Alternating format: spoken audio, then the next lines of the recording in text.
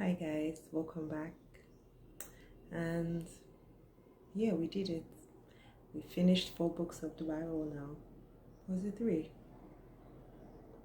Genesis, Job, and Exodus. We're moving to our 4th book of the Bible. I'm excited, and we're in the book of Leviticus.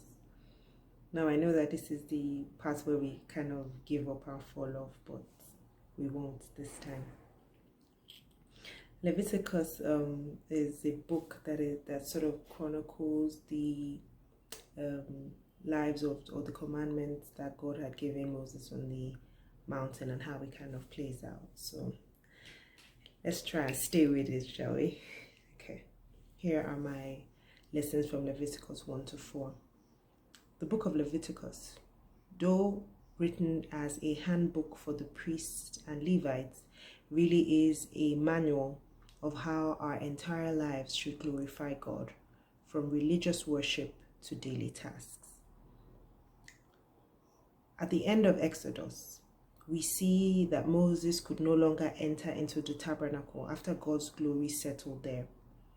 In these chapters, we now observe how God called Moses from the tabernacle and gave him instructions for the people regarding the procedures for offerings.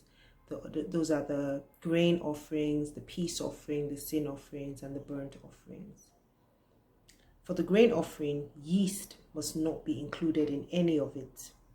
I understood that yeast from a while ago. I researched. I found out that yeast usually is a metaphor for sin. You know, like a small quantity of yeast is able to make bread rise. So I feel as if it might have something to do with this.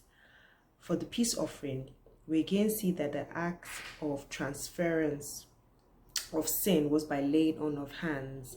So if you remember what we've read, the animal that was going to be slaughtered or sacrificed, who the priest had to lay his hands on the animal to sort of transfer his sin to the animal, and then the animal is slain, and then the animal dies in its place.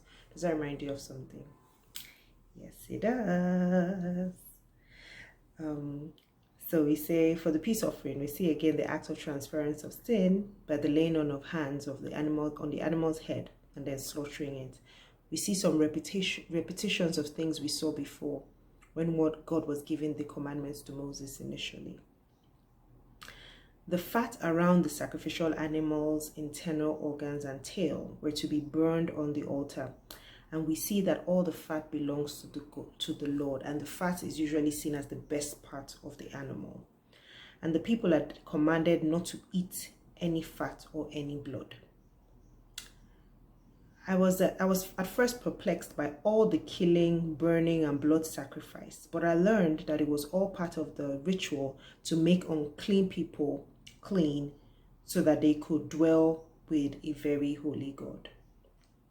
Now, we may not understand in totality, all the intricacies of these sacrifices, but I'll share what, my getting to know God moment was from these verses.